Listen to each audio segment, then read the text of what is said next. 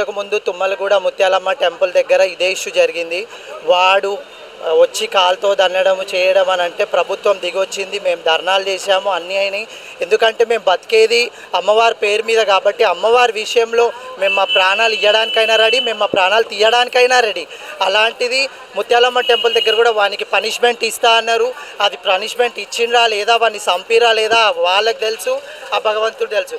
Next Banjara Hills Jubilee temple దగ్గర కూడా అర్ధమరాత్రి అమ్మవారి విగ్రహం తీయడం జరిగింది. రాష్ట్ర ప్రభుత్వం ఏం చేస్తుంది? గాజులు వేసుకోవాలి కూర్చున్నారా ఈ గవర్నమెంట్? సిగ్గు శరం అన్న మాట ఉండాలి కదా కొంచెమన్నా. మనం సెక్యులర్ అని ప్రతి ఒక్క ముస్లిం అబ్బాయికి మనం రెస్పెక్ట్ ఇస్తున్నాం, అన్ని దేవతలు ఒకటే అని మనం కొలుస్తున్నాం. అదే బంగ్లాదేశ్లో ఒక అన్ని మతాలు అన్ని దేవుడు ఒక్కటే అన్న పాపానికి వాని చెట్టు గట్టి కాలిస్తే మరి మనమే కొడుకుని ఏం చేయాలి మనము? మరి మన హిందూ సోదరులంతా ఏం చేస్తున్నారు? రాష్ట్ర తెలంగాణ ప్రభుత్వం రేవంత్ రెడ్డి గారు మీకు ప్రత్యేక ధన్యవాదాలు. రేవంత్ రెడ్డి గారు సీఎం ఒక్కరే లేరు కదా చూసుకోవడానికి, మినిస్టర్లు ఉన్నారు, ఎమ్మెల్యేలు ఉన్నారు, ఎంపీలు ఉన్నారు. మరి ఇక్కడ ఇంత జరుగుతున్నది కట్టమైసమ్మ దగ్గర ఈ సఫ్లిగూడలో, ఇక్కడ ఉన్న పెద్దవాళ్ళు ఏమయ్యారు, కార్పొరేటర్లు ఏమయ్యారు, ఎమ్మెల్యేలు ఏమయ్యారు?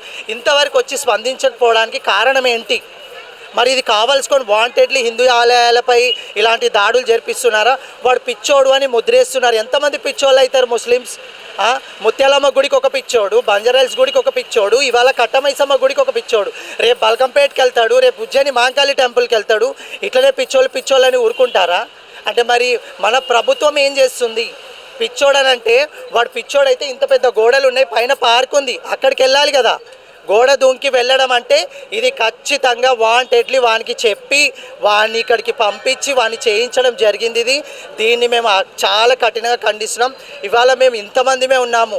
మేము రేపటి నుండి ఇవాళ గవర్నమెంట్ ప్రభుత్వం ఏదో ఒకటి తీర్పు ఇవ్వకపోతే లక్షలాది మంది వేలాది మంది జోగినీలు శివశక్తులు మేము అమ్మవారి కోసం ప్రాణం ఇవ్వడానికి రెడీ. మేమందరం చాలామంది రానున్నారు. ఇంకా ఇప్పుడు కూడా మేము దీన్ని చాలా ఖండిస్తున్నాము. మేము అస్సలు దీన్ని సహించము. ముస్లింస్కి నేను ఒక హెచ్చరిక ఇస్తున్నాను. మేము ఒక దర్గాకి, ఒక టెంపుల్కి, ఒక చర్చ్కి అన్నిటికీ మేము విలువలు ఇస్తున్నాము. ఒక ముస్లిం అతన్ని కూడా అన్నదమ్ముల్లాగా మేము చూస్తున్నాము.